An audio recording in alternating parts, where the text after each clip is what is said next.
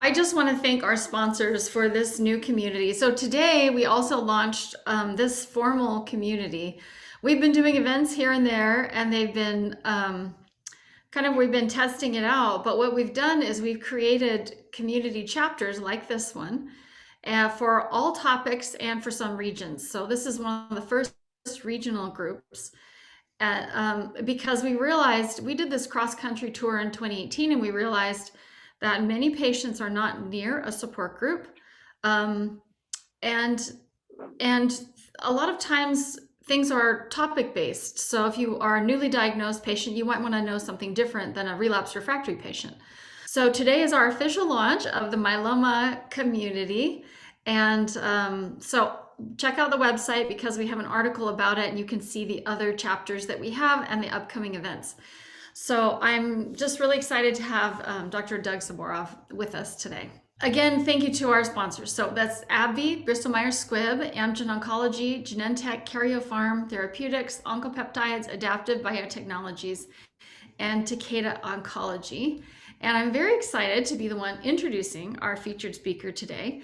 So just a little intro for you, Dr. Sborov, before we get started. Dr. Douglas Sborov is assistant professor in the Division of Hematology and Hematologic Malignancies in the Department of Internal Medicine at the University of Utah School of Medicine.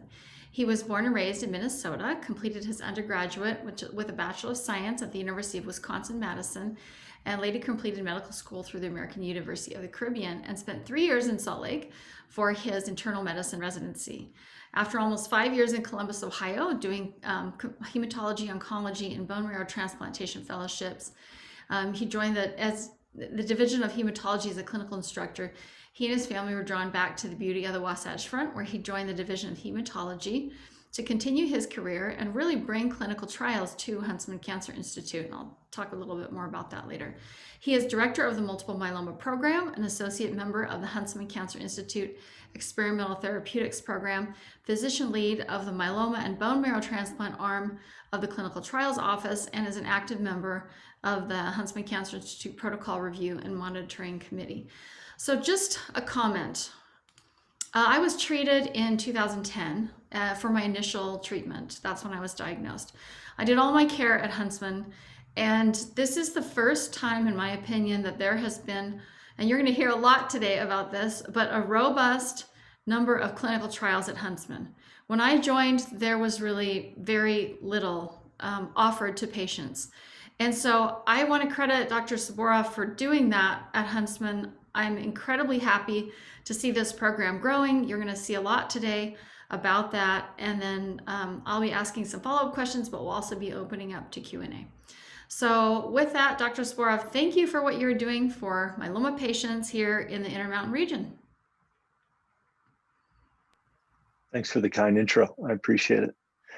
It's certainly been a journey these last 5 years here, and I think that we're all just really thrilled with the progress that we've made. And I think that I'll state this a little bit more formally in a moment, but just to reply to your comments, I think that the opportunity to provide access to clinical trials and all of these new drugs to this region is it's necessary, it's important, but it's also, it comes with a lot of satisfaction, for me personally, professionally, and for our group. And so it's really a pleasure to be here today to talk about at least our current portfolio, but also, give you guys a chance to meet me, I guess, virtually. Always a little strange being in the pandemic and COVID land and not seeing people's faces, but I'm going to trust that there's a bunch of you out there, and I think that you're going to find that I'm going to spin pretty quick through a lot of information. I'm going to try to give a little bit of a background as to why each of these trials is here, why it's important, and in that there's going to be probably a lot of doctor talk. And so I ask you, utilizing the chat feature, if you start feeling like I'm going too far in medical terminology, or I'm not speaking English, just let us know. And Jenny can always stop me and say, hey, listen, let's bring it back to the ground floor, because I get excited about this stuff, and there's a lot to talk about. So And I might want with to that, tell everybody that we might extend our time just a little bit more than an yeah. hour. So, because we want to give proper time for Q&A. So, Yeah, that sounds good. I'm in the middle of clinic, but I don't have my next patient until 1. So you guys have me until about 1:45, and so I'll be happy to stick around as long as you want me to, up until that time. Okay, so this is the Huntsman Cancer Institute Multiple Myeloma Program clinical trial portfolio. So this is just a brief overview of the talk here. I'm going to give a brief overview of our program.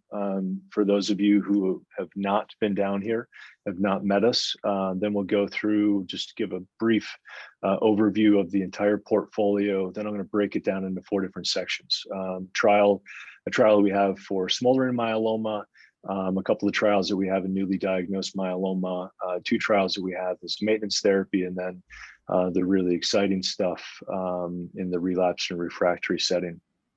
So this is our center. We're very proud of it. It's when I first was here training at the University of Utah, we had this building, which is HCI North. This has our laboratories. It has a great restaurant here on the top floor. This is where our clinic is housed now. We rebuilt our clinic space about a year ago, and it's beautiful. We have our own infusion center.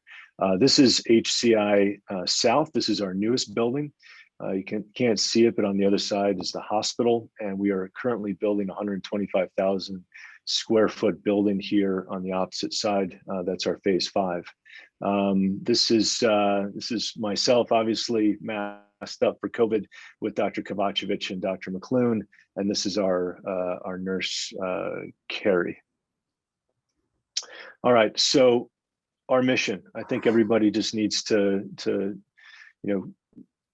hear where we're coming from. It's very important. So it's our mission at the University of Utah Huntsman Cancer Institute Myeloma Program to provide personalized, state-of-the-art care with compassion and expertise. We are dedicated to offering our patients the very highest quality clinical trial options at every stage of their disease process. And we continue to work in the laboratory to identify breakthrough immunotherapies. The point is, we try to bring state-of-the-art care in a mom and pop setting. We're working not only in the clinical trial space, but also we have collaborations all over the country and throughout the university here as we develop novel therapies, hopefully we'll be bringing out into the clinic in the next year or 2. So we have about 3,500 visits per year. That's probably going to increase to about 4,500 this year. We see roughly 250 new patients. We've grown significantly as far as providers, and so this will probably double within the next 2 to 3 years. We see patients from all over the place. This is just a representation of the patients that we saw, locations of the patients that we saw in 2020. We're doing about 75 autologous transplants per year. Not a huge program, but not a small program.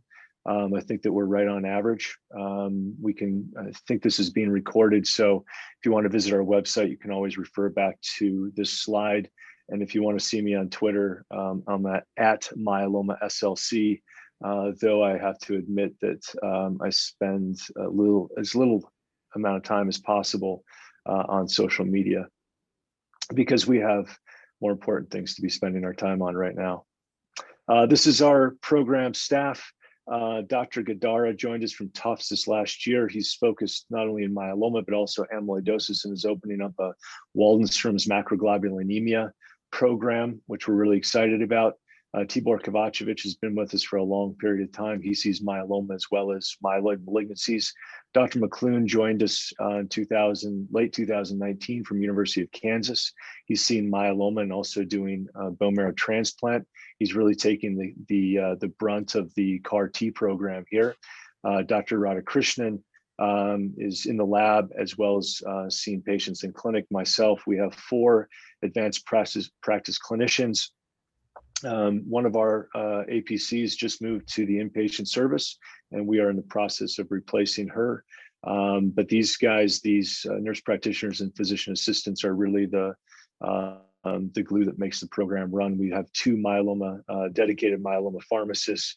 We have 6 nurses. We have transplant coordinators. We have medical assistants. We have a program coordinator, database manager, and then we have our entire clinical trials office.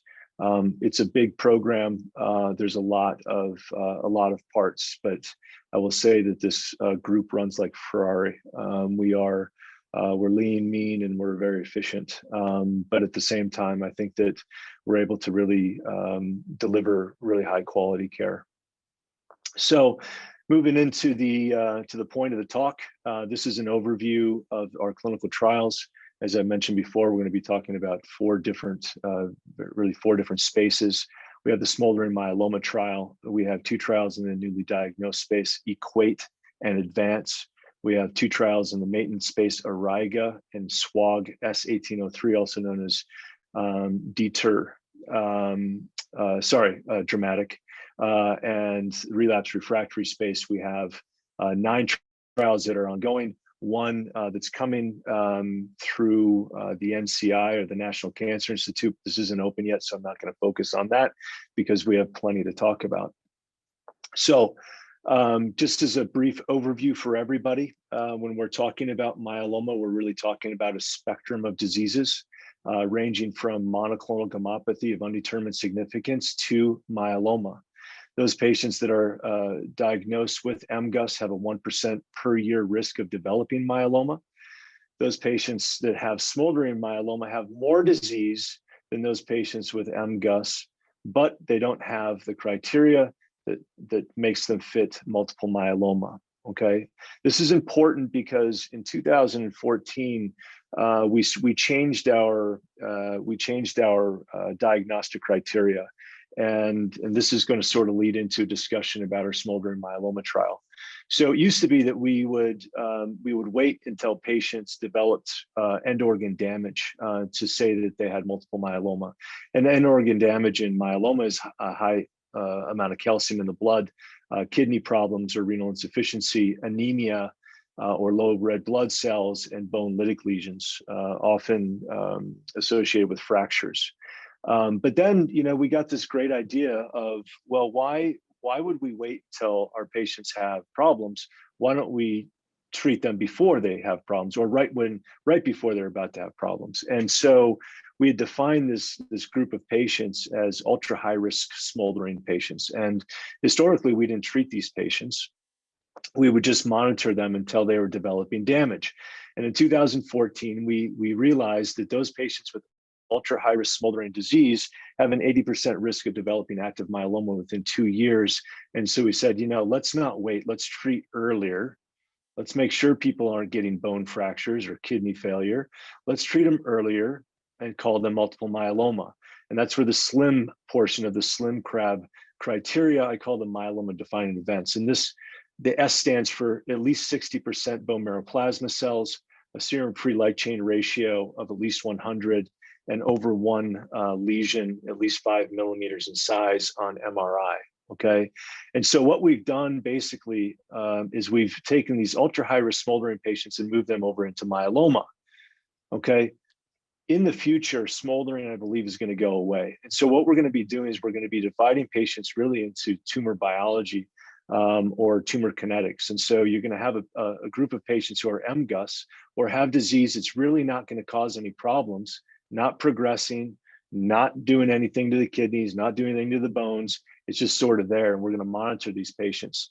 And then there's going to be another group of patients who are going to be over here in the myeloma range. And so what we're trying to do is we're trying to define what that line in the sand is. And so what we've done is we've taken, and we can move on to the trial, is we've started to look at high risk smoldering patients, or those patients who have a 50% risk of developing active myeloma 2 years. And we've said, well, maybe we should move them into the myeloma space and start treating them earlier. And so this is a trial put on by EQUATE. It was presented by Dr. Sagar Lonial, sorry, tongue-tied. He's the head of the myeloma department down at Emory.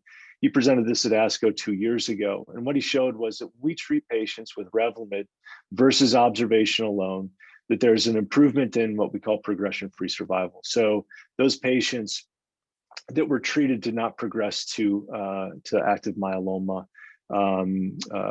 as quickly as those patients that were not treated. Now, one of the most important things I think that comes out of this trial is that they did a quality of life analysis and showed that there was no detriment in quality of life when we treated patients with Revlimid versus the observation. Okay, so this was a big trial. We're still the readout for overall survival and median progression-free survival is going to be way out in years. But we think that there's going to be a population of patients that we should be.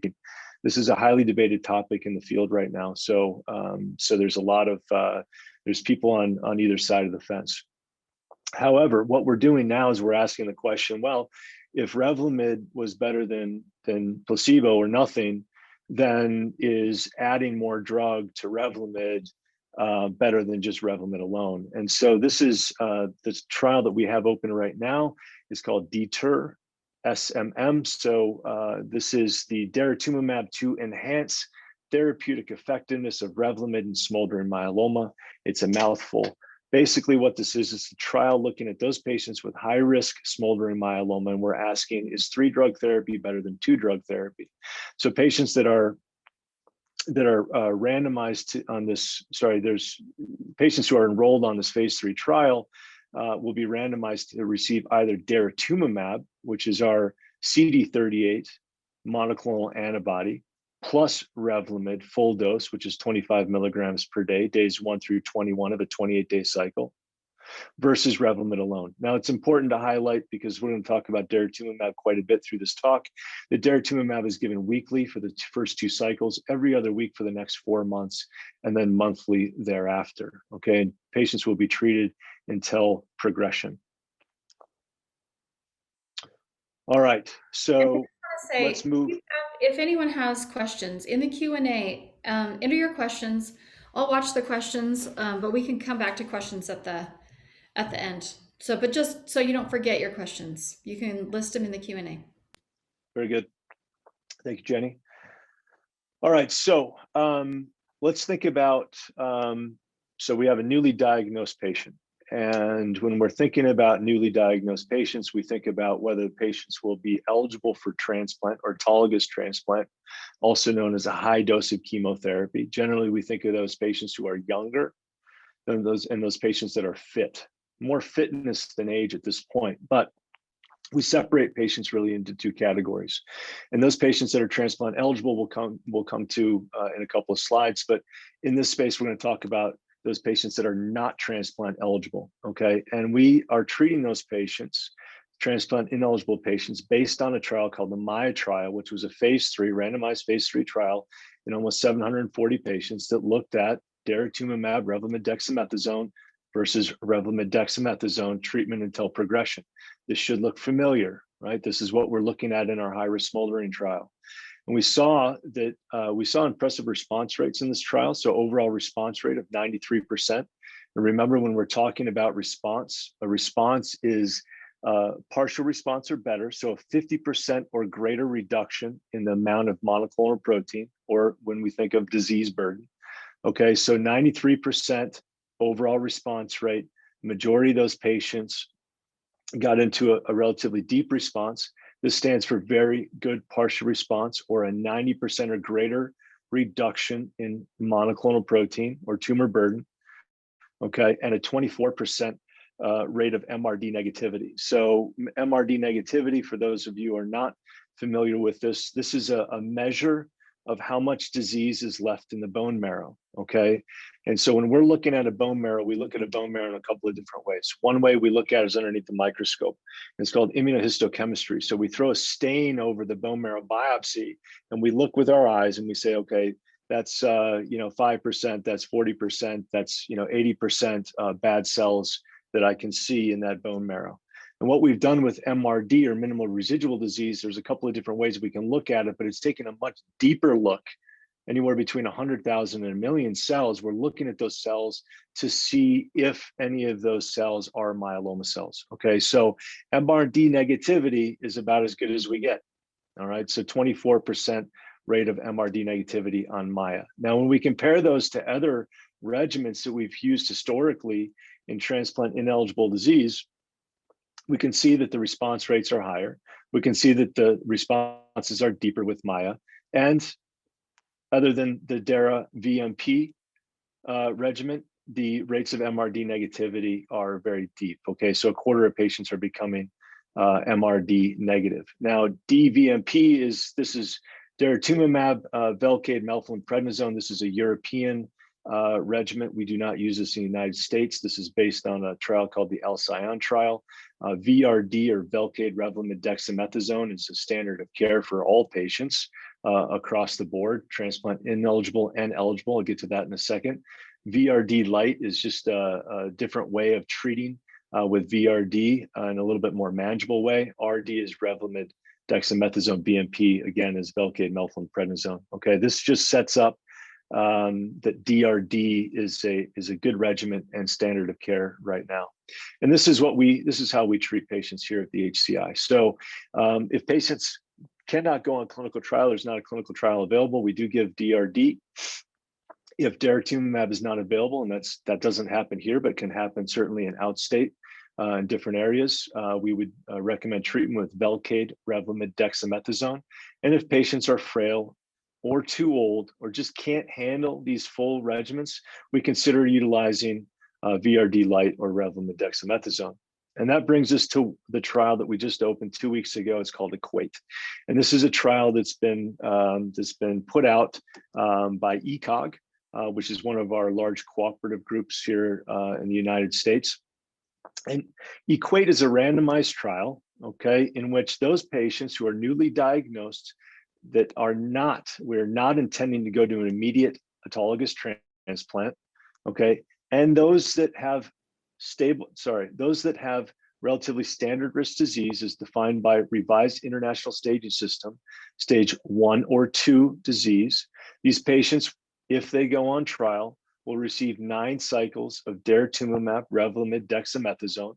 We will then have them undergo MRD testing, and that's when the randomization occurs. So after 9 months of therapy, patients are randomized to either continue daratumumab, Revlimid, dexamethasone, similar to what we do in the Maya trial, or adding in Velcade and doing a quad regimen. And this will become a little bit more clear in a couple of slides when I talk about the Griffin trial. But basically what we're asking is number one, is the 4-drug regimen well tolerated?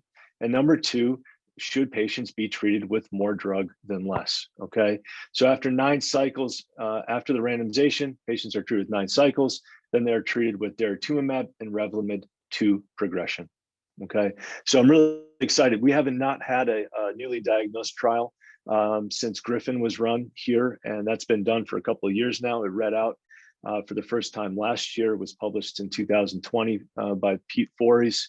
And so to have another trial in the newly diagnosed setting is really it's really exciting for us because we think that this is a very important question to be asking and trying to answer.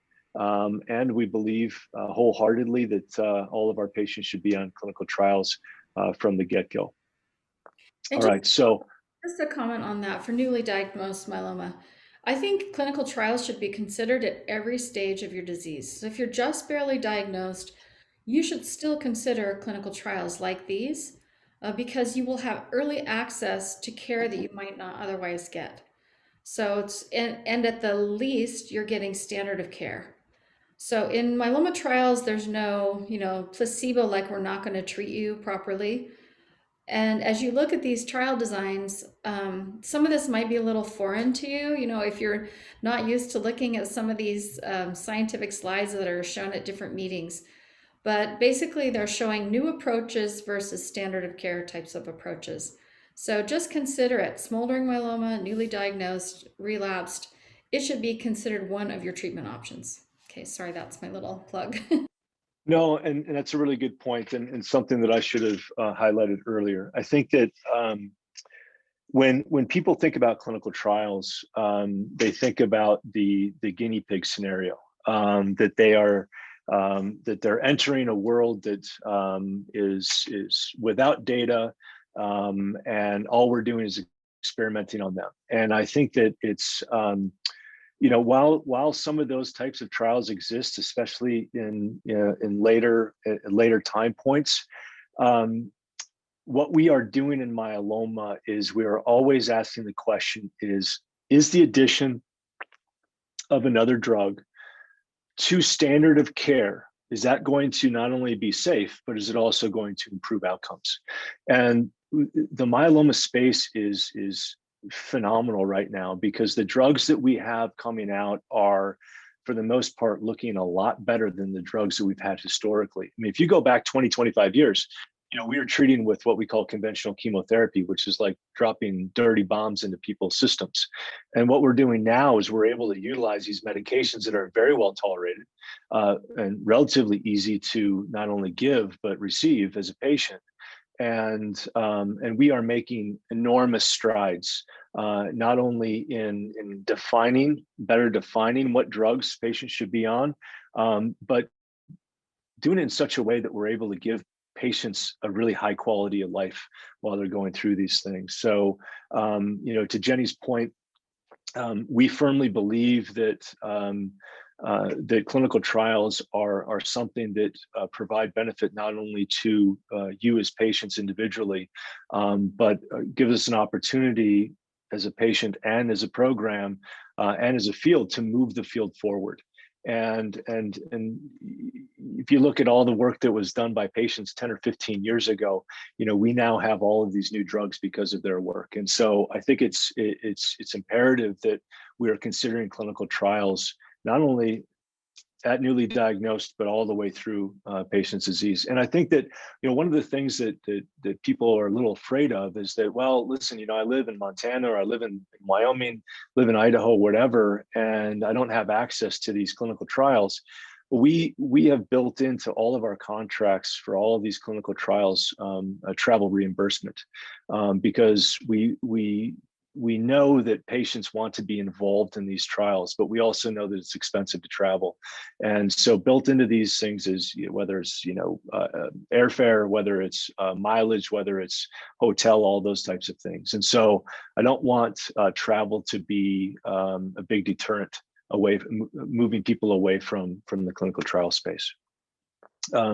Jenny, do you think that this approach of how I'm going through the data is okay, or do you feel like maybe I'm going a little bit too high level? Well, no, it's great because you have a lot to cover. So if we want to dig into others in future meetings, I think we can. But Okay. yeah, you have a lot of trials to talk about, so I think it's great. Very good. Okay, so now we're moving into the transplant eligible space. As I mentioned a bit earlier, VRD, or Velcade Revlimid dexamethasone, is one of our current standard of care regimens, and this is what you can get anywhere around the country, around the world. What we asked recently, this is published this past year in a trial called the Endurance trial. This is a phase 3 trial in over 1,000 patients. We looked at the combination of carfilzomib Revlimid dexamethasone, which is a next generation of Velcade, so KRD versus VRD in standard risk patients. And we asked, all right, is KRD better than VRD? And what did we find out? We found out that it's equivalent in standard risk patients. These two regimens are equivalent, okay? VRD is associated with higher amounts of neuropathy or numbness and tingling in the hands and feet, whereas KRD is associated with a higher incidence of kidney injury, AKI, and heart problems, okay? But when we look at responses, we see that the responses are pretty similar between these two regimens. and the depth of response as measured by MRD, or minimal residual disease negativity, is very similar, and the median progression-free survival is very similar. And remember, median is average, okay? Progression-free survival is that time from the start of treatment until the time that a patient progresses, okay? Those are very similar. But this trial did not look at those patients with high-risk disease. So I believe that we do not yet know what to do with patients with high-risk disease, which is where we step into with the next generation of trials. So this is the Griffin trial. I mentioned it before. This was a phase 2 trial, 200 plus patients. We were an integral part of this trial. We're very proud of our involvement with this trial. And what this trial looked at was VRD versus the quad regimen. So the addition of daratumumab to VRD. And if you go back to the EQUATE trial, this is the same regimen that's being looked at in EQUATE, okay? So VRD or RVD versus VRD. Patients would receive 4 cycles of induction therapy, undergo autologous transplantation, receive another 2 cycles of consolidation therapy, and then they would receive maintenance therapy for 2 years plus, okay? And what we saw on this is a little bit busy, but basically the blue here, and I'll focus on the Griffin trial. So the blue here just shows that those patients who were treated with quad therapy, they had a response rate near 100%. They had a very good partial response or better rate of 87%, and a stringent complete response rate of 42%. Okay, so essentially no evidence of disease at this point. So those patients that were treated with 4-drug induction therapy, followed by transplant, followed by consolidation and maintenance therapy, they had 40% of those patients had no measurable disease at the end of consolidation. Okay, so this goes to show you that this is all really impressive stuff. And even VRD is impressive, but the 4-drug combination looks even better. So based on that, this is our algorithm. Those patients that have RSS 1 or 2, this is standard risk and intermediate risk disease, we consider VRD plus or minus daratumumab. Okay, this is certainly something that's in flux and is another one of those arguments that is being had across the myeloma field. And in those patients with high risk disease, we give them KRD, and that's followed by transplant, followed by different maintenance strategies. Now, next generation trial. This is a trial that was conducted by Dr. Ola Landgren at the Memorial Sloan Kettering before he moved to the University of Miami. This is looking at daratumumab combined with KRD. Remember, what we do have data for daratumumab VRD, but we don't have data for daratumumab KRD. And the reason that the K, the carfilzomib, may be important is the carfilzomib is an irreversible inhibitor of the proteasome. And in English, that just means that we think it's a stronger drug. Okay, so this trial looked at this combination of dara-KRD or D-KRD, all right? What you can see is half of the patients had high-risk disease, overall response rate was 100%, patients got deep responses, and in those patients that were evaluable for MRD, the MRD negative rate was 77%, okay? So just to summarize this entire slide, dara-KRD is very effective, and it appears that it may be leading to deeper responses, okay? And that's the setup for the advanced trial. And this is a trial that we're in the process of getting going right now. Hopefully this is gonna be open within the next 3 to 4 weeks. This is a trial that we are running in cooperation with Dr. Landgren and I think 3 or 4 other sites across the country. So this is a trial of newly diagnosed patients. Patients are randomized to VRD, KRD, or dara-KRD. All patients receive 8 cycles of therapy. They then undergo bone marrow biopsy. We assess their MRD status, their minimal residual disease status. If they're MRD negative, they go right on to Revlimid maintenance per standard of care. If they're MRD positive, so if they still have some disease left after these 8 cycles, we then take those patients to autologous transplantation, followed by Revlimid maintenance. Okay, so we're really excited about this trial. I think that I'm of the mindset that D-KRd for high-risk patients may be a game changer, and I am looking forward to seeing if this trial reads out in that way. So this is looking at about 400 patients, so it's a good-sized trial, and it's randomized utilizing two of our very effective regimens as the standard of care arms. Okay, so I'm probably just going to do a little summary here of this slide. Basically, the idea here is that in those patients that undergo autologous transplant, the question is what do we do after the transplant?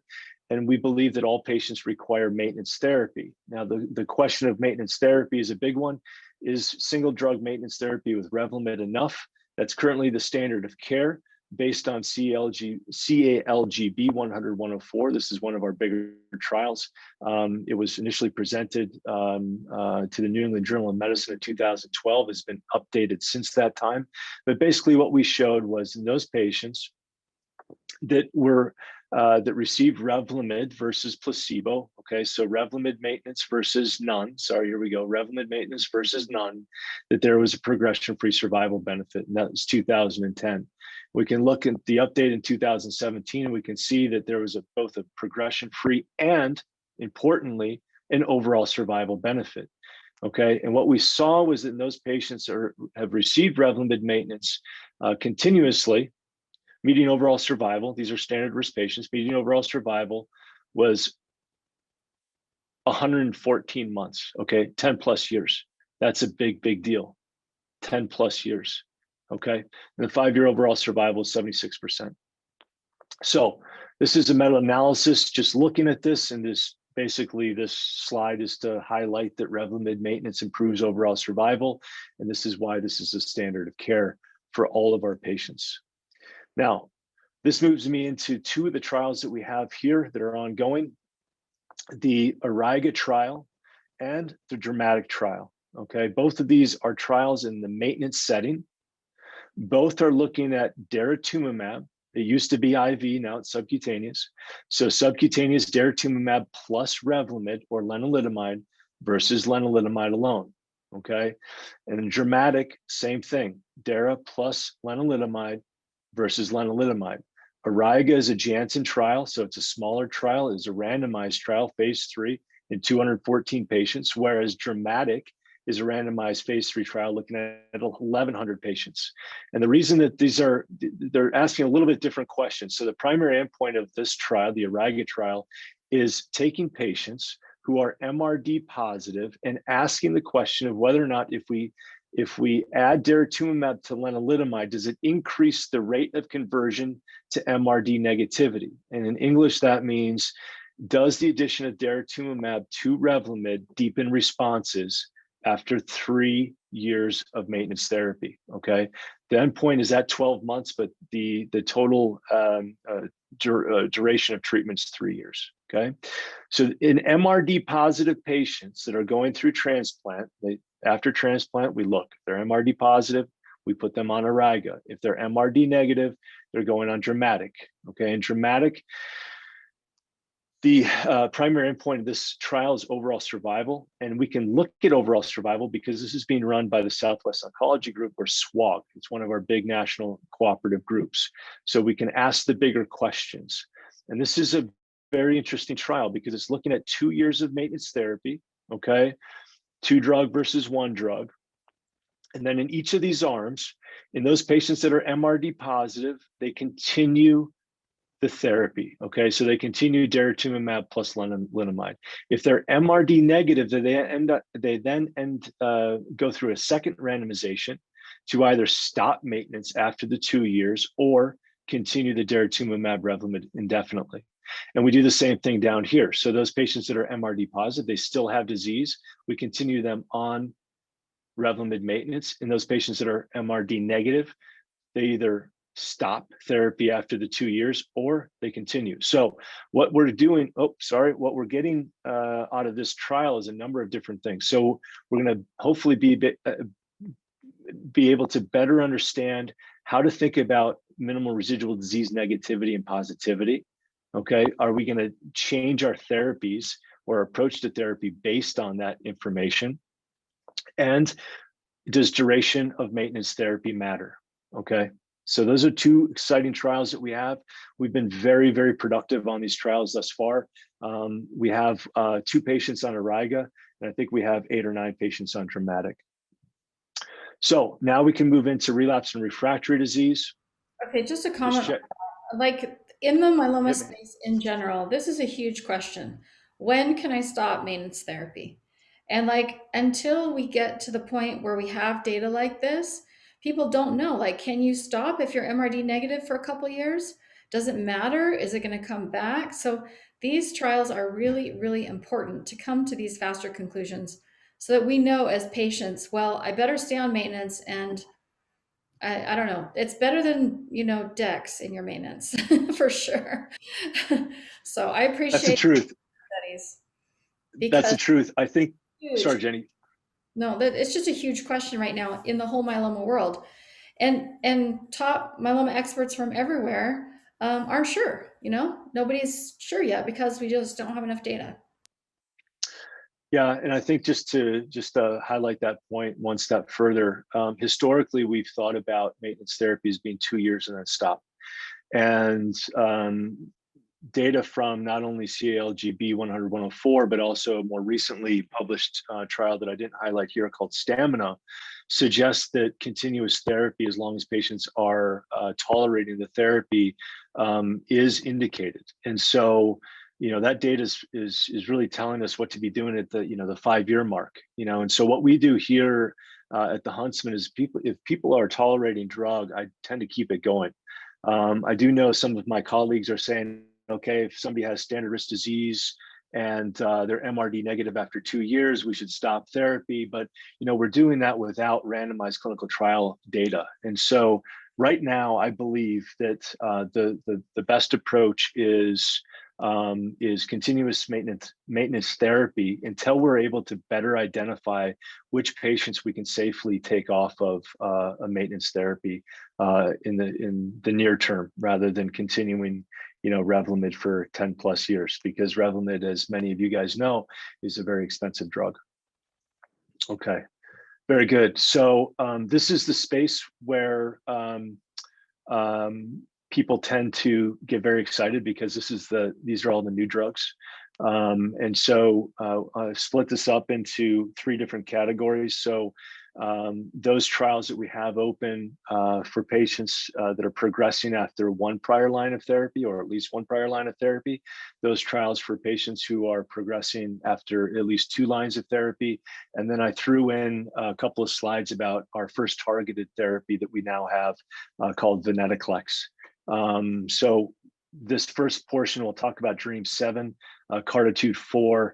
I'm not going to talk about KRD plus Amgen 232, but this is really directed at patients that have a specific mutation called the deletion 17p, which we consider to be a high-risk cytogenetic feature. Okay, so this is an introduction to DREAM7. This is, many of you may have heard about Blenrep, also known as belantamab mafodotin. This was FDA approved in 2020 based on the DREAM2 data that I'll go through here briefly. Basically what this is this is a complicated picture that I'm going to show you with my hands. Okay, so this is an antibody. Okay, and remember that your monoclonal plasma cells, your cancer cells, make an antibody. They make an immunoglobulin. So this particular drug looks, at least in structure, looks similar to the protein that's being made by your cancer cells. Okay, and so it's made up of a couple of different parts. So this is what's called a heavy chain. Okay, so the big part, and it also has these little proteins hanging off the side called light chains. Okay, this antibody is a drug that also has what we call conjugated to or connected to the arms of the antibody is chemotherapy. Okay, so you have this thing and it's directed, the fingers of the antibody are directed against something called BCMA, or B cell maturation antigen. And BCMA is a flag, we call it an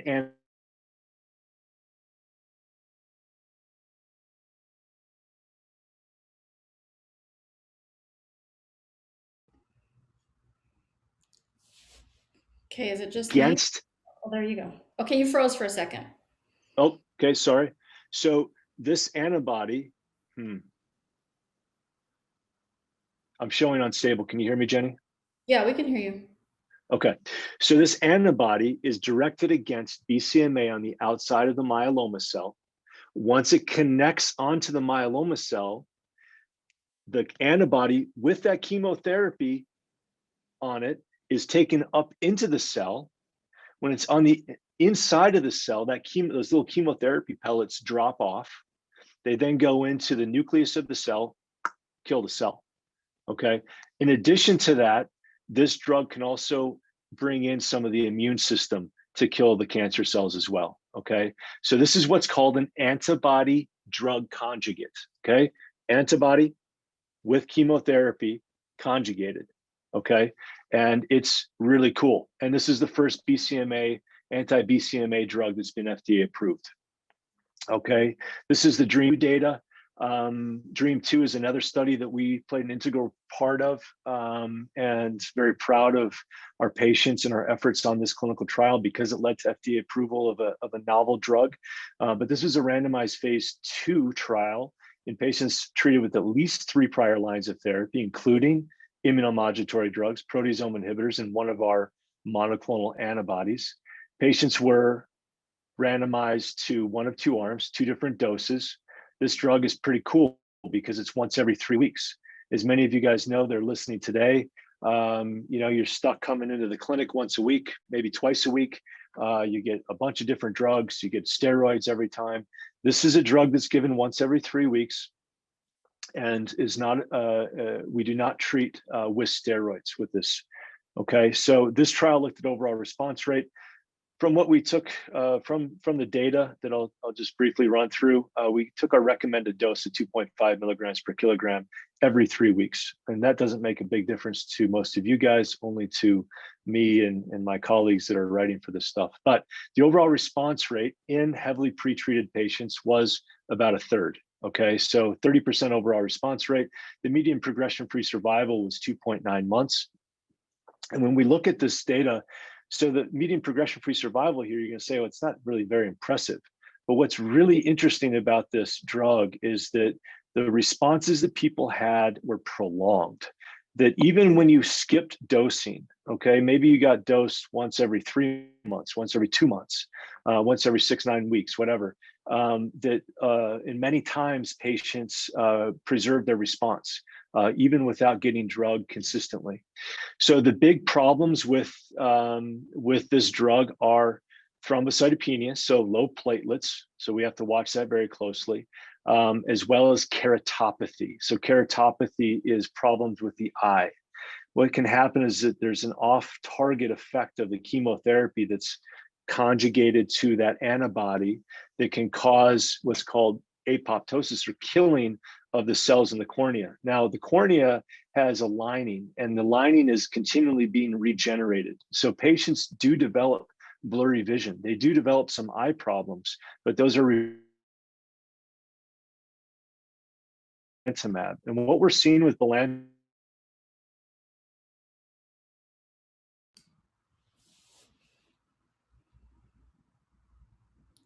the DREAM 7 trial. And this is looking at belantamab or Blenrep, Velcade, dexamethasone versus daratumumab, Velcade, dexamethasone. Again, this is standard of care therapy. We're looking at a novel 3-drug combination versus standard care therapy. This trial, this is the trial design. So it's a randomized phase 3 trial in 600 patients. Patients are randomized to receive Blenrep, Velcade, dexamethasone versus daratumumab, Velcade, dexamethasone. They undergo treatment for 8 cycles. So these are 3-week cycles.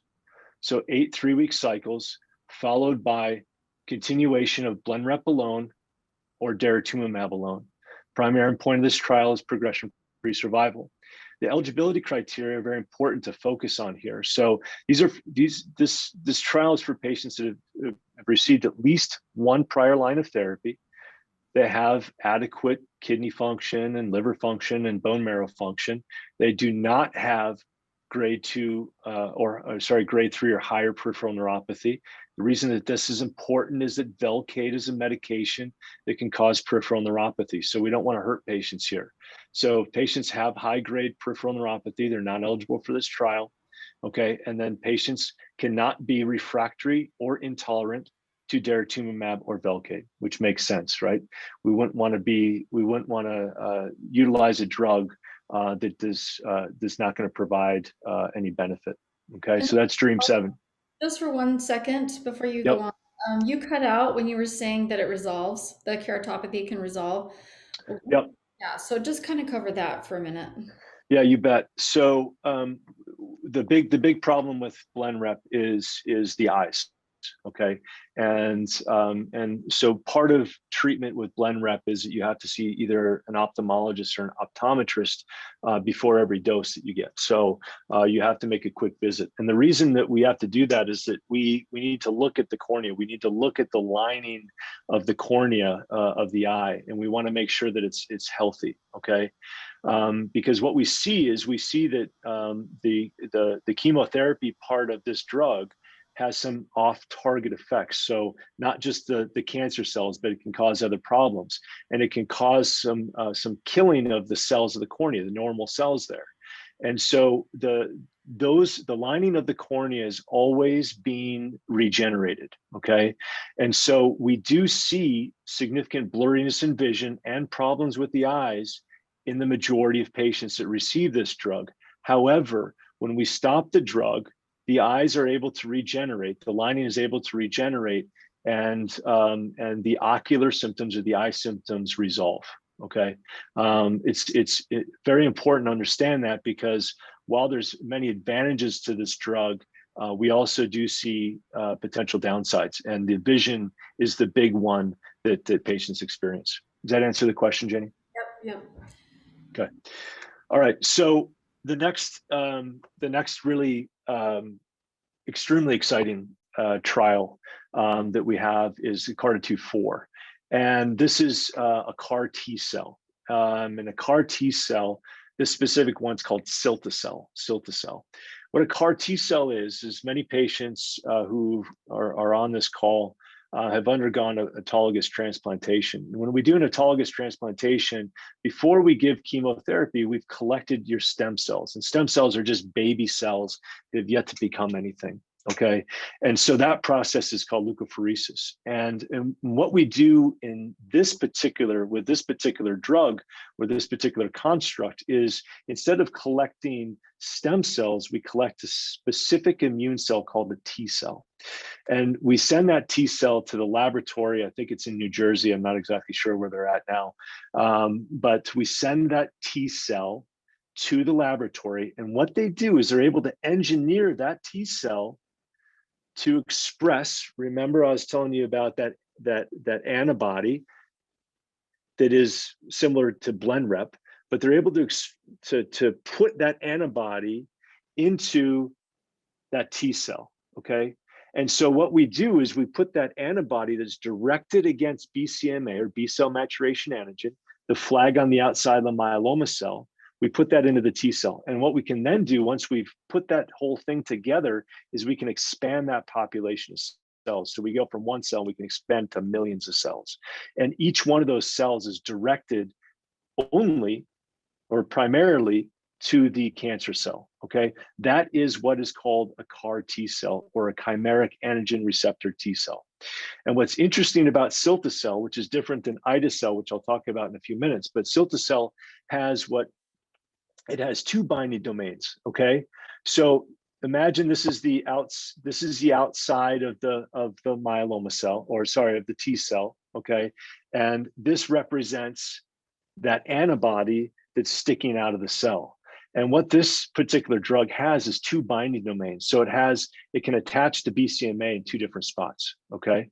And so this drug has been shown to be extremely effective. So this is CARTITUDE-1. This was presented by Dr. Maduri at ASH this year. So ASH is the American Society of Hematology annual meeting. It's when a bunch of hematologists get together from around the world and talk about all the stuff that we're doing. But she presented CARTITUDE-1, and I think it's worth going through because I think it's really exciting data. So apheresis is when we collect these T cells from the patient. Patients go on to some kind of myeloma therapy while we're making those CAR-T cells, because it can take 4 to 6 weeks, it can take a while. We then give patients what we call lymphodepleting chemotherapy. So similar to an autologous transplant, we give a relatively high dose of chemotherapy to sort of make room for other cells to come in. And then we infuse the cilta-cel, okay? And then we monitor. And what's interesting about these CAR-T trials, they're early. However, what we're doing is we're just giving one infusion of drug and then we're monitoring patients. I think that in the future, we're going to start seeing, maybe reinfusion of CAR-Ts or maintenance therapy, similar to what we do after transplant, but that's a whole nother ball game. So this CARTITUDE-1 trial, these were very heavily pretreated patients, okay? Median of 6 prior lines of therapy. There's 100 total patients that they were able to evaluate. 90% of these patients had what's called TCR, triple class refractoriness. So this includes immunomodulatory drugs, proteasome inhibitors, monoclonal antibodies. And when I say refractoriness, that means that patients are no longer responding to those drug classes, okay? So heavily pretreated patients with highly refractory disease. What do we see? We see an overall response rate of 97%. 67% of those patients had a stringent complete response. To put this into context, this is groundbreaking. This is like, even looking at Blenrep, Blenrep was 30% in a highly pretreated patient population. This is 90+% response rates in heavily pretreated patients. This is a total game changer. Two of the things that we see with these CAR-T cells are what's called CRS, or cytokine release syndrome, and or neurotoxicity. Basically, what happens is when we infuse these T cells, we're activating the immune response. So the entire immune system just goes crazy. And patients can have problems with blood pressure. They can have problems with breathing. They can have problems with high heart rates, fevers, everything else. And what we do when we see CRS is we're able to give a medication called tocilizumab. And tocilizumab is a drug that basically stops that huge ramp up of the immune system. Okay, and so CRS and neurotoxicity are two big things that we think of when we talk about the CAR-T cells. So that leads me to CARTITUDE-4. So CARTITUDE-4 is currently open. We just opened this last month. This is for patients with previously treated 1 to 3 prior lines of therapy, including a proteasome inhibitor, immunomodulatory drug. Okay, patients had to have had progressive disease on or within 6 months of their last therapy. Okay, it's very important.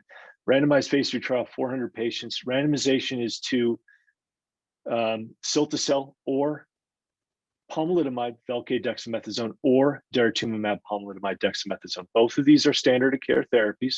Okay, so basically what we're saying is that this is a randomization between cilta-cel, or the CAR-T cell, and standard of care therapy. Okay. While the cilta-cel is being made, patients are allowed to go on to bridging therapy so they don't have a huge progression before they go on to the CAR-T therapy, okay? This is a really exciting trial. I'm so pleased that we are able to offer this technology to all of you guys. Okay, moving on. KarMMa-3. This is our Ide-cel. This is our other CAR-T therapy. We have Amgen 701, which is a bispecific T-cell engager. I'll go through in a minute. Iberdomide is our new CELMoD. We can think of this as our new generation of immunomodulatory drugs. So we have thalidomide, lenalidomide, pomalidomide, and now iberdomide. And then we have 2 trials that are my pet projects that I'll tell you about, utilizing a drug called Revlimid, or Blenrep, which is a viral oncolytic agent, which is very, very cool stuff. So first of all, this is another representation of what a CAR-T cell looks like. Okay, so this is the myeloma cell. On the outside of the myeloma cell is BCMA, or B-cell maturation antigen. This is the T cell with that antibody. Again, that antibody expressed on the outside of it. Okay, that's what it looks like. So this is a little bit different than the cilta-cel because this has only one binding domain for BCMA. When we look at the data from the KarMMa experience, so KarMMa 1 and 2 were the phase 1 and 2 trials investigating Ide-cel. in myeloma patients. This was actually just put out in the New England Journal of Medicine, hot off the press last week. All right, so the results of this show that the response rates are high, okay? In those patients that are treated at the recommended dose of CAR-T, the response rate is 80%, 81%. The rates of CR or better, complete response or better, 39%. Okay, so not as impressive as what we saw with the cilta-cel, but still very, very good, because this is also a very heavily pretreated population. Okay, median 6 prior lines of therapy, 80+% are triple class refractory. So overall, in all comers, so different doses of the CAR-T infusion, the overall response rate was 73%. Third of the patients achieved at least a complete response or better, and a quarter of those patients that were evaluable for MRD were MRD negative. Median progression-free survival overall, 8.8 months. Really, when we look at this population, the overall, when we look at the target dose population, median progression-free survival is just over 11 months. And then those patients that did respond, had deep responses, their median progression-free survival is longer, it's 20.2 months, okay? So CRS is also an issue here, neurotoxicity also an issue, but I will highlight that the CRS and neurotoxicity are generally low grade, which means that they are not, patients are not profoundly symptomatic, and they're reversible, and the time to onset of these findings is about 1 or 2 days. So basically what that means is we infuse the CAR T cells, and patients will have problems in those first couple of days, but once we get them through those problems, things will level out, smooth out, and patients do just fine after that, okay? So that leads me into KarMMa-3. KarMMa-3 is a trial we've had open for well over a year. Actually, I think that we're on about 18 months to 24 months that we've been open. This is a randomized phase 3 trial. We're aiming for almost 400 patients. And this is this should say Ide-cel, not cilta-cel. That's a copy and paste error on my part. So Ide-cel versus standard of care, and they give us 5 different options for standard of care. Bridging therapy can be any one of these regimens, and we pick that regimen based on what patients may not be refractory or resistant to. So the inclusion criteria for this trial is 2 to 4 prior lines of therapy, including proteasome inhibitor, immunomodulatory drug, and monoclonal antibody. Patients must be refractory to their last line of therapy, meaning they've progressed on or within 60 days of their treatment. Patients cannot have non-secretory disease, okay? So this is ongoing. I think that we're going to be seeing a splash from this trial in the next month or two. So we'll see what happens. But BB2121, also known as Ide-cel, is very close to coming to our clinics, hopefully outside of clinical trials. So we'll move on to the bispecific T-cell engagers. This is sort of a nonsensical for you guys, but what I want to do is I want to explain what a bispecific T-cell engager is, okay? So imagine that my body is the drug, and I have, as a drug, I have 2 different arms. One of those arms will go grab that T cell, and T cells are cells in the body that can kill myeloma cells or cancer cells, okay, can kill the bad stuff. And on the other side, I have an arm that grabs the myeloma cell. So what this drug does is it brings those 2 together, myeloma cell, T cell. Let me bring you together so the T cell can kill the myeloma cell, because myeloma cells are brilliant. They're really good at evading the immune system. And so this is a drug that actually brings the immune system to the cancer cell. So this is Amgen 420. So Amgen 420 is the precursor to Amgen 701. This is a continuous infusion that has been taken out of clinical development. But I think it's important to highlight this because it was the first bispecific T-cell engager to be looked at or presented clinically. This was a phase 1 dose escalation trial, heavily pretreated patients. The response rate in heavily pretreated patients was 70%. And those patients, 60% of them were MRD negative. So at the maximum tolerated dose, or the dose that we would take forward the response rates were impressive and the responses were deep. This drug, similar to the CAR-T cells, is also associated with cytokine release syndrome. Okay, so they kicked Amgen 420 off in favor of Amgen 701, which is a weekly infusion. And I put this slide up just to highlight all the different. I'm proud of Amgen for listening to patients, because Amgen 420 was like this fanny pack, and you couldn't take it off, and like travel was a nightmare with it. And just the patients just said, you know what, we're not interested in that. So they just moved all their development over to the 701, which is great that they listen to patients. Yeah, I mean, I agree. I think that, when we are first coming out with new constructs, there's a lot of bugs to work out. And I think that continuous infusion is obviously a bug. And actually, I think that IV infusion is also a bug. And so many of these trials are now looking at bispecifics in shot form or injection form. But Amgen 701, the one that we have here, continues to be an infusion. So the bispecifics are an impressive construct. And I would say that it is it's a construct that has a ways to go, but it's moving very rapidly, and we're really excited to see that. So I don't think we need to go through this data, but I will say this is the Amgen 701 construct and phase 1 experience. This was presented by Dr. Simon Harrison, at ASH this year. This is just a fancy way of me sort of putting together this idea that the T cell is being brought together with the myeloma cell. That's probably a much prettier picture than me.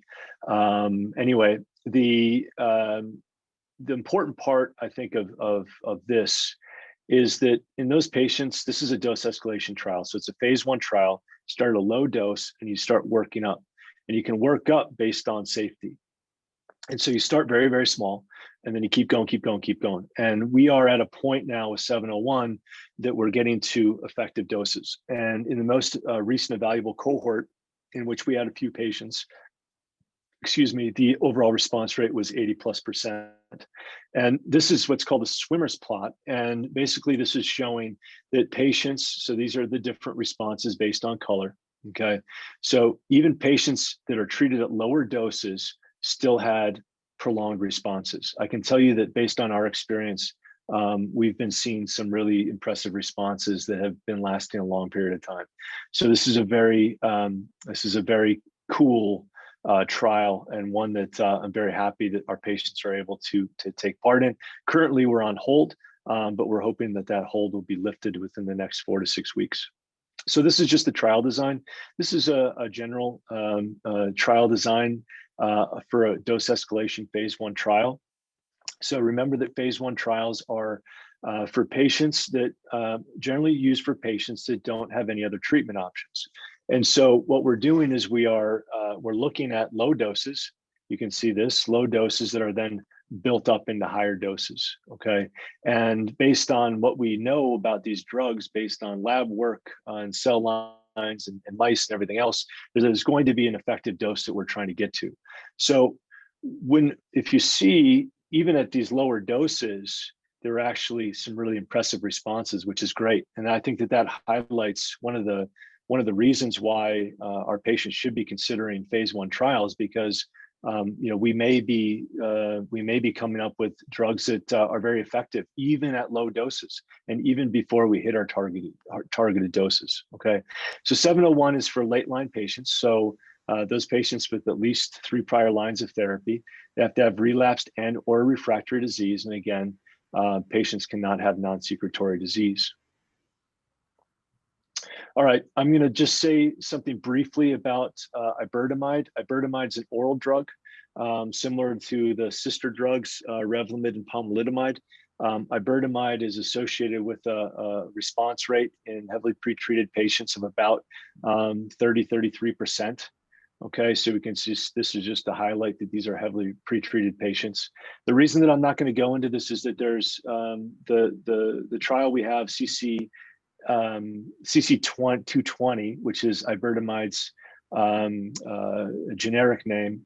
The MM001 trial has about 20 different arms, not literally 20 different arms, but about 20 different arms. And we are looking at this currently in patients that have progressed on anti-BCMA therapy. So whether they be, the bispecific T-cell engagers or the antibody drug conjugate or CAR-T cells, that's currently the cohort that we have open. Which is a very, very important group of patients to be looking at, because so many of our patients are being exposed to these BCMA therapies. We need to figure out what they should be getting after that. Okay, we're also opening a trial looking at iberdomide in combination with Velcade in both transplant eligible and ineligible newly diagnosed myeloma. Okay, so those are probably coming in the next couple of months. They're not currently here. This is my pet work, my pet projects. I apologize. I think we're running well over time, so hopefully I still have you guys, I still have your attention. This drug, Pelareorep or Reolysin, is a type of RNA virus that has been shown to preferentially enter and kill cancer cells.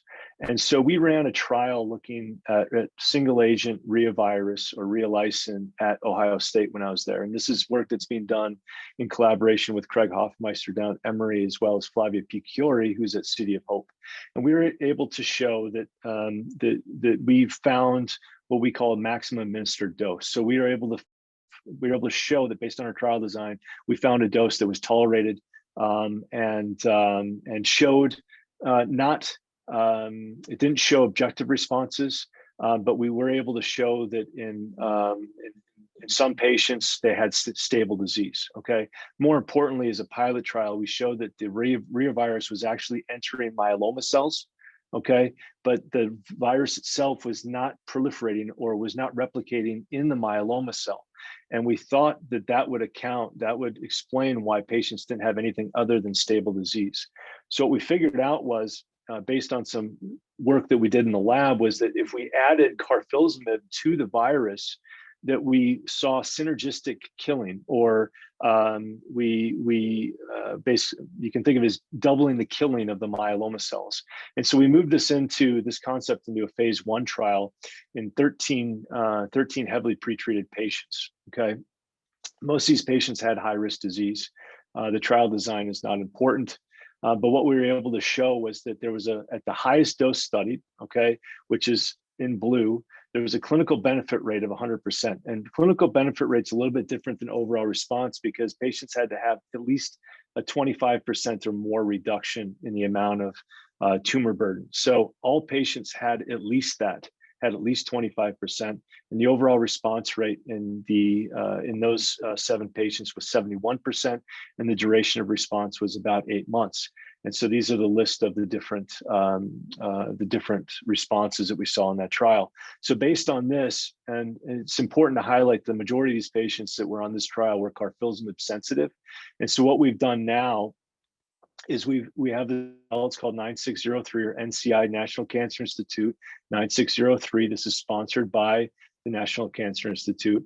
We're looking at carfilzomib reovirus and the steroid in carfilzomib refractory patients. And the trial design here isn't that important, other than the fact that we are increasing doses of the reovirus as we go forward through the cohorts of patients. And we are continuing to see responses in our patients, though the responses are not as impressive in carfilzomib refractory patients as they were in carfilzomib sensitive patients. Based on our initial data from this, we also look at what's called correlative data. So we're trying to understand how the virus and the carfilzomib are working together. We figured out that when we treat with a virus, that the myeloma cells throw up a signal that tell the immune system to go away. And so Emory 4398 is our follow-up trial to NCI 9603, in which we add what's called a checkpoint inhibitor, or nivolumab. Some people know it as Opdivo.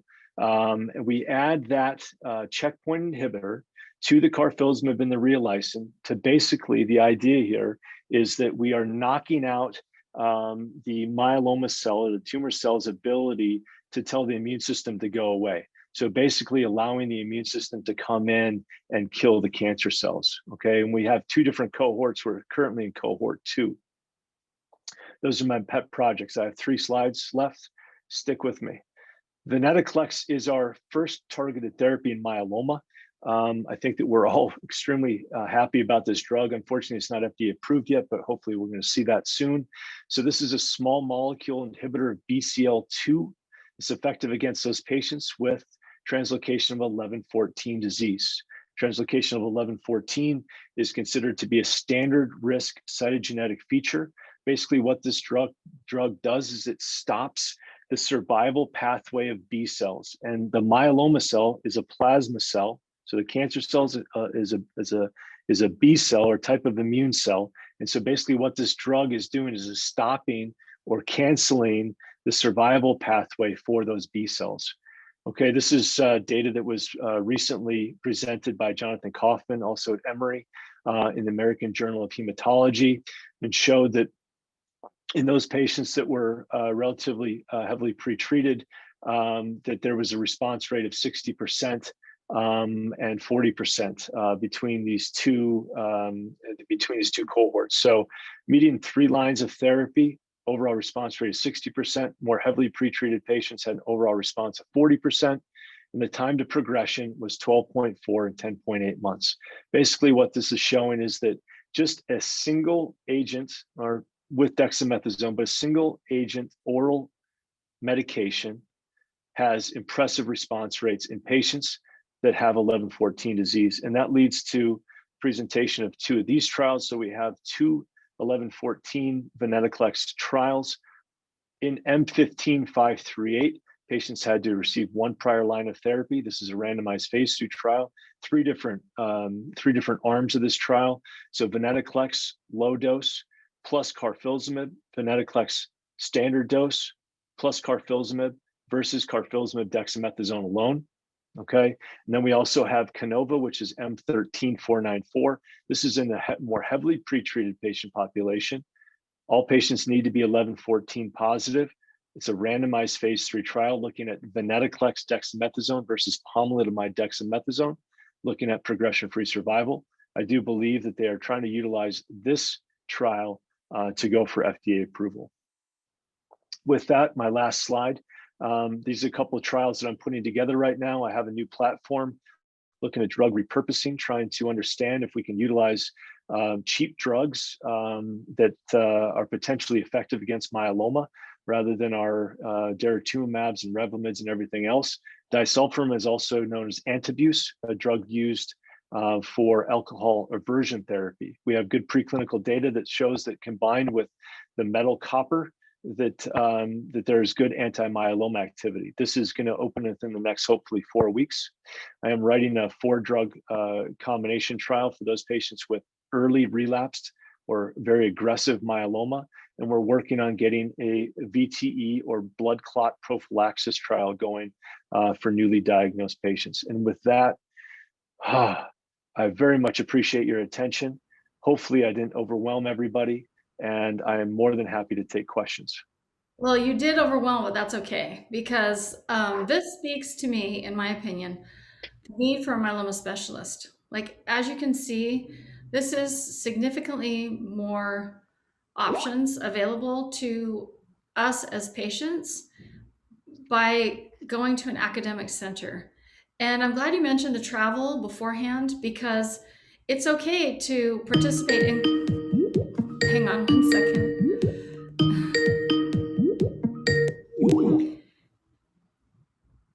Oh no. Oh, I'm still on. Okay, sorry. It's really important for us as patients to consider clinical trials. So I think it's tough knowing which trials you are eligible to join. And so we have a product called HealthTree. If you go to healthtree.org, you can enter information about yourself, like prior lines of therapy and things like that. And you can see the different clinical trials that you are eligible to join. Hang on 1 second. Dr. Sborov, do you want to go ahead and jump into the questions? There was one question about what is a prior line of therapy? What does that mean? Yeah. Yeah, it's great question. And so when we talk about when we think about our patients, okay, so let's say you come in for and you get diagnosed and you start on Velcade, Revlimid, dexamethasone, and then you stay on Velcade, Revlimid, dexamethasone, and then you progress, and so you have to go on to another type of therapy. Okay, so that first Velcade, Revlimid, dexamethasone, or VRD, that is a line of therapy. Okay, that is one block of your treatment. So when I say that, somebody has 6 prior lines of therapy, they've switched drugs 6 different times, because at each time point, either they have not tolerated the drugs or progressed.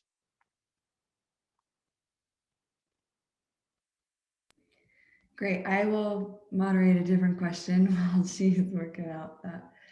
So, Oh, it's okay. I can jump in. So Connie's asking, has sub-Q daratumumab been shown to be equally effective as IV dara? Correct. There's a non-inferiority trial looking at the combination of the two, and is subcutaneous daratumumab is not inferior to IV. Yeah, great. Good to confirm that. So Natalie was asking, should I restart Revlimid? So, we talked about MRD trials and or maintenance therapy trials. Stop treatment after 2 years. What would you say to a patient who stopped maintenance and you're kind of watching? I would say, I hope you feel better, because you probably are not being on Revlimid, and I would say that the call has already been made. You've stopped treatment, and what I would do if you were in my clinic is I would just monitor you very closely, and I would say that if we saw any uptick of the disease at all, if we had MRD analyses, or if we had your serum protein or whatever, if there's any sign that the disease was waking up, we would have that conversation. Okay, do we continue to monitor? Do we think about going back on therapy? What does it look like? Everybody's progression is a little bit different, but I think that historically in this program, patients have received 2 years of Revlimid maintenance and then come off of therapy, and so I have a lot of patients who are in your situation, Natalie, and I say the same thing every time. Let's just monitor closely. Your quality of life is probably better at this point. If you don't have active disease, then let's not, if it ain't broke, let's not fix it at this point. Mm-hmm. Okay, Roberto was also wondering, how can he figure out if he's eligible for some of the dramatic or the other maintenance type of trials? And then how does he qualify for a trial? And I guess that's why I brought up the health tree thing, because we can show matching per trial, like based on your prior lines of therapy, sometimes your genetic features, like the 1114 trial that you mentioned. And all of those criteria, there are inclusion criteria and exclusion criteria for clinical trials. So let's say your platelet count is too low and you might not be able to get into a trial, but we connect and we'll show you. So there are 450 open myeloma trials, I think, if you look on clinicaltrials.gov. I'm so happy you highlighted the ones, and I'm totally blown away by what you have going on at Huntsman for all stages. It's amazing what you have. So anyway, you can help answer that question too. How does somebody qualify for trial? Yeah, no, I'm happy to. I think that you're giving us kudos, which we appreciate. But I think that Health Tree is a really significant step ahead for patients. I think that based on the questions that are being asked here, you can tell that there's a vast difference, in understanding and education about a lot of these things. And so I think that Health Tree is a way for patients to become educated, and it's an opportunity to better understand what specific clinical trials may be available for you. I think that one of our program's jobs is to help people navigate this stuff. And so a lot of times we will see patients on consultation, whether it be virtually or in person, and we'll review where somebody's disease is, and we'll say, okay, listen, we have these clinical trials that you're eligible for, or based on where your disease is, I don't think that you need a clinical trial, or you're not eligible, or whatever else. But I can also steer you in the right direction. So, as you can tell, I don't have every single clinical trial. I don't have 450 clinical trials. I probably would never sleep. But I have friends. And so if we're not able to accommodate somebody who needs a clinical trial, I will send you someplace that has a clinical trial for you. And so in that way, seeing myself or somebody else in my program or somebody else in an academic center with the myeloma program, you're really getting that access, and you're getting that education that you need to be able to make that call. Mm-hmm. Okay, great, thank you. Craig is wondering, as a newly diagnosed patient, what constitutes a high-risk type of myeloma? Yeah, so it's a great question. I'm just going to go back to a prettier picture rather than just a table so that everybody can look at this.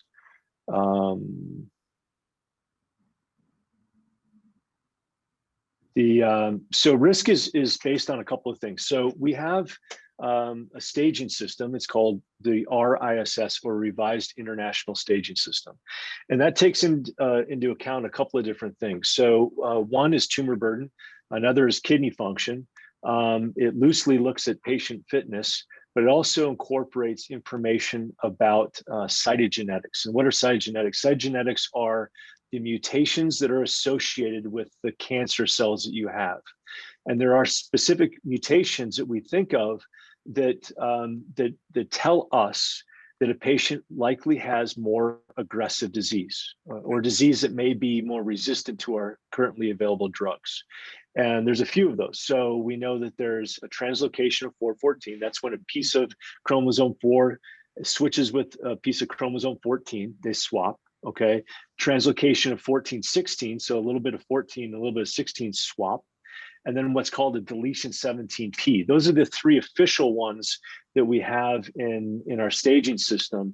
But we also know, and this has been emerging over the last couple of years, is that there's another mutation called the 1q21, and so that's where you pick up some additional genetic material on chromosome 1 at a specific spot. And we call that either a gain or an amplification. And so really, when we're thinking about high risk mutations, we think about those 4 specifically. But what we do is we plug all these numbers in. So there's 3 different lab values, and then information about the mutations. We plug that into our little formula, and we come up with 1, 2, or 3. RSS1 is standard risk disease, okay? RSS2 is intermediate disease, or intermediate risk disease, and RSS3 is considered high risk disease, okay? And when I think about this, I think about RSS1 being more sensitive to our drugs, RSS3 being more resistant to our drugs. Mm-hmm. Okay, great.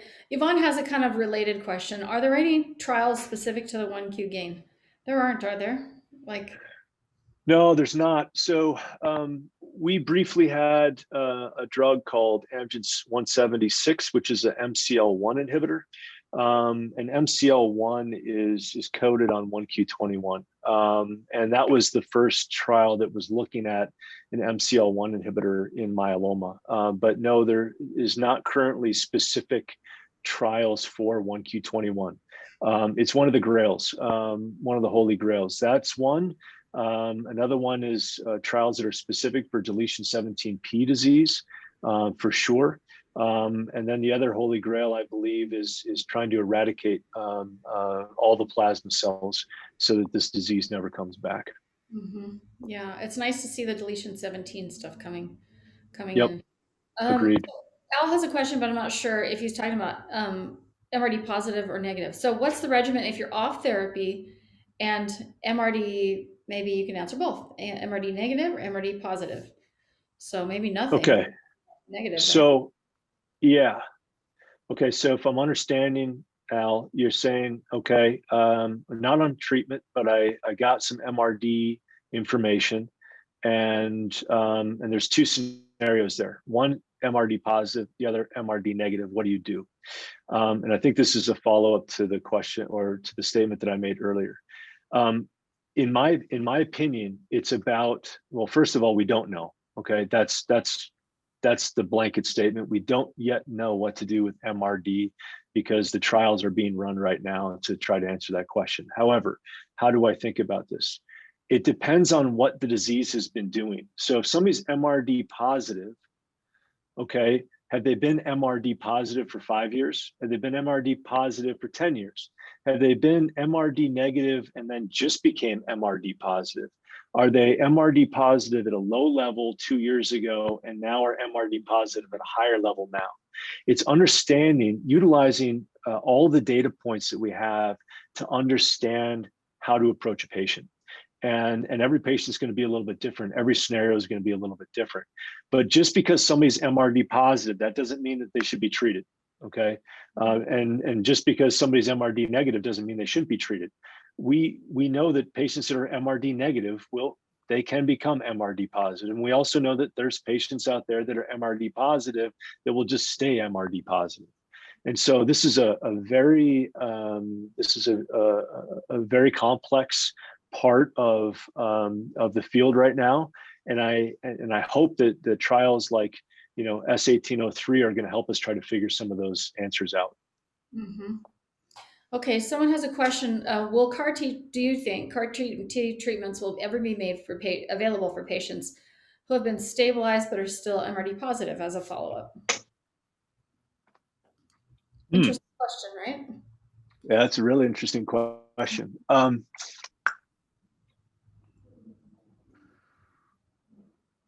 Let's see. So I think that the root of the question is CAR-T the answer at eradicating all of the plasma cell clones, and is that a curable approach? I think that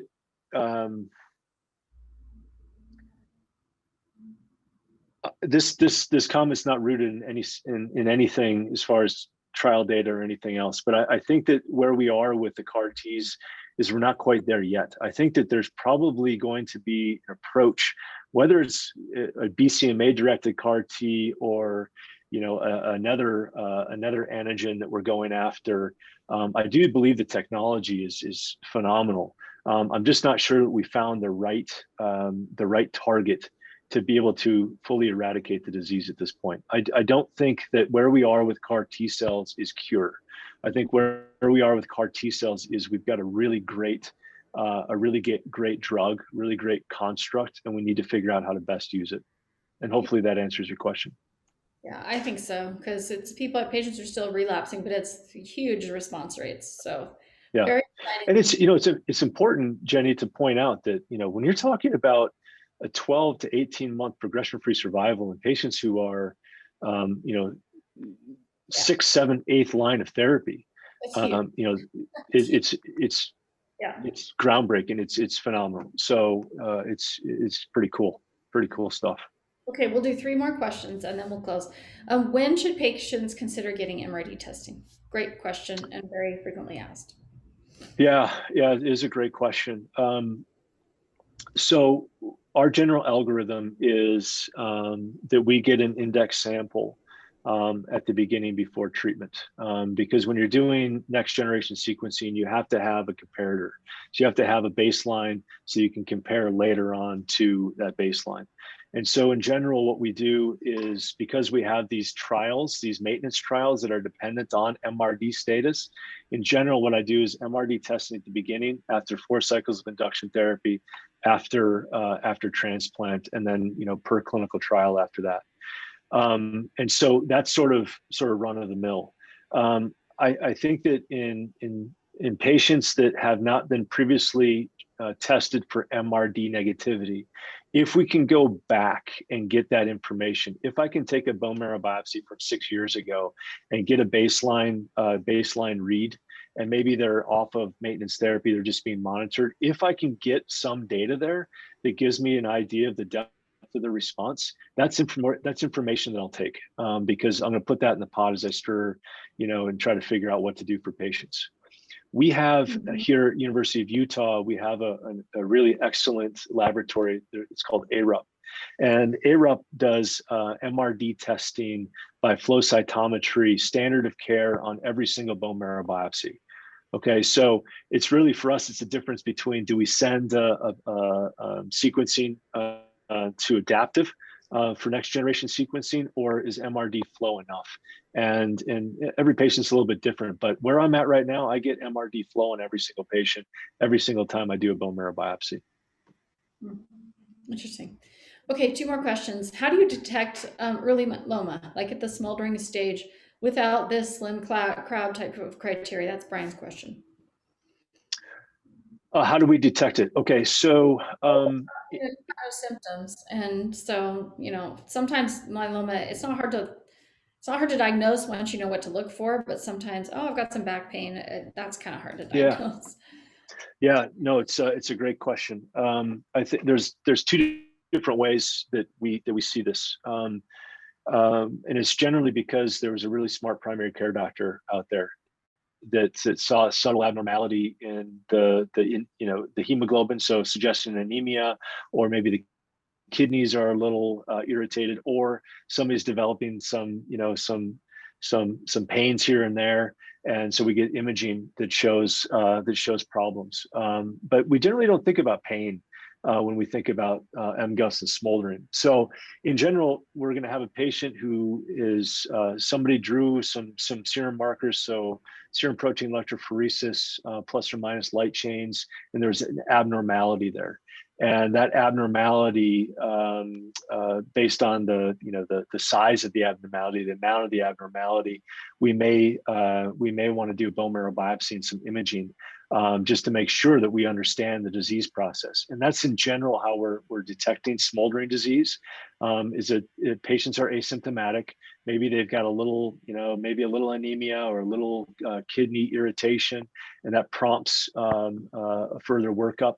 And then, and if I'm really worried about smoldering disease, I will get a bone marrow biopsy and full body imaging to make sure we're not with myeloma. And so in general, that's how I see patients with smoldering disease. Great. Okay, last question. Revlimid is expensive as maintenance, as we know. And the cell mods, I don't know if they'll take the place as maintenance therapy or not, or even if there'll be a price difference.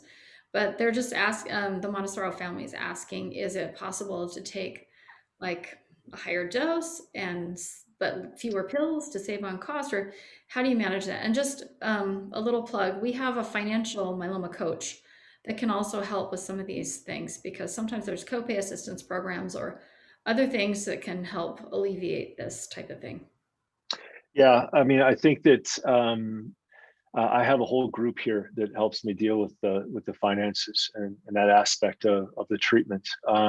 In general, your Revlimid script is going to be a Revlimid script, and so Paul, I don't think that taking 25 every other day versus 10 every day is going to make that big of a difference. I think that the big thing is getting keyed in on different grants and different other ways of support, financial support that you can get for the Revlimid. There have been patients where I've said, okay, based on your insurance, Revlimid costs you a truckload of money every year, but maybe we can give you an injection of a medication that is going to be covered by insurance. And in that case, I've switched patients to Velcade maintenance or things like that. So I think that the point you bring up is a really important point for all of us to be thinking about. And the financial toxicity associated with myeloma is enormous. And we very much think about that. We also, we have to look at that. Okay, well, we have cost and we have benefit.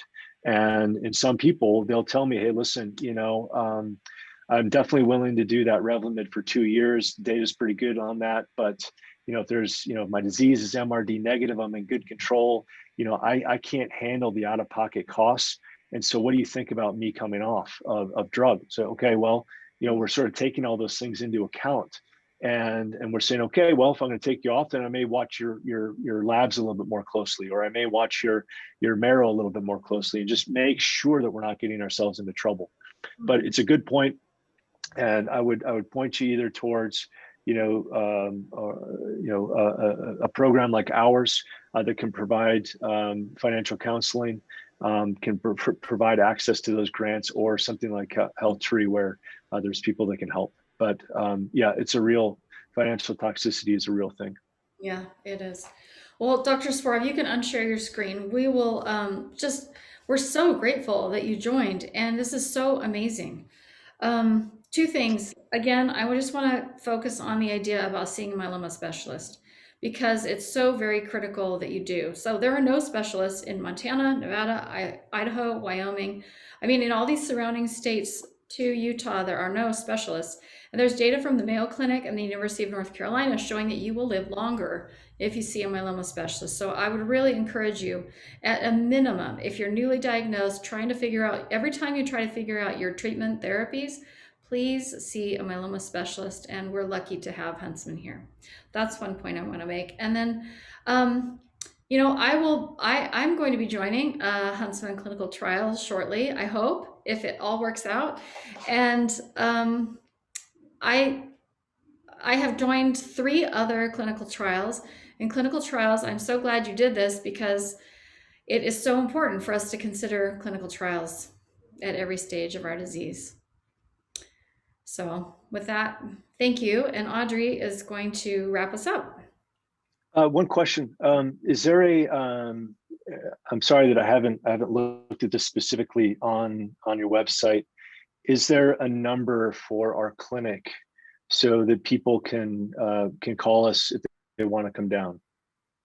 No. Oh, yes. Well, so we have a specialist directory, and Okay. Dr. Sborov is in that directory, and you can find that by region. That's if you look on the homepage, there's like a find tab, and you can drop down and say find a specialist, and you'll be able to see you, and it has your phone number on there. So that's how you can Okay. find that. But we're also in, we can include it. And Audrey's going to be sending out a link to the slides that you had and the recording of this today. And we can include it in there too, if people are interested in that number. Very good. It's been a pleasure, everybody. Thank you so much for spending so much time with us. We're really excited. It totally blows me away with what you've been able to accomplish. It really does. So we will be coordinating with the Huntsman support group to determine when our next meeting will be. We will keep you posted. You may be interested in other events that we have upcoming in our myeloma community program. Tonight, March 3rd at 7 p.m. Eastern will be our Fitness for Myeloma event. Come hear from Jim Bond, and yes, that's his real name. Speak on how his fitness experience. On the first Velcade trial. So, well, that's cool. Come here and speak about how his fitness experiences not only improved his life, but saved it. And Jim is the recipient of 4 stem cell transplants, which is absolutely crazy. 4, that's awesome. 2 auto, 2 allo. It's unbelievable. So then Tuesday, March 9th at 6:30 Pacific time, and that's only Pacific because it's a regional chapter, is our SoCal Myeloma Support Group kickoff. If you know anybody in the SoCal area or even in the Las Vegas area, tell them about this event so that they can be attending, because these regional chapters are so important, as we've shown during this presentation, how awesome it is to have a multiple myeloma specialist in your area. Thursday, March 11th at 7 p.m. Mountain Time, 7 p.m. Eastern Time, is our Myeloma Caregivers event. And we will be having a marriage and family therapist come talk about how to deal with conflict between caregiver and patient. You're not the only one if you're going through that. So we are going to have that session. The link to sign up for those events is listed on this slide. And I will include it as well as the slides that were shared today in the follow-up email that we're going to send, along with the recording 24 to 48 hours after the completion of this event. We'd like to thank our sponsors one more time: AbbVie, Bristol Myers Squibb, Amgen Oncology, Genentech, Karyopharm, Oncopeptides, Adaptive Biotechnologies, and Takeda Oncology. And a big thank you to you for spending this time with us. We know we went over, but we appreciate you building this myeloma community with us. So thank you. Thank you, Dr. Sborov, for your time. We appreciate you. Take care, everybody. Bye-bye.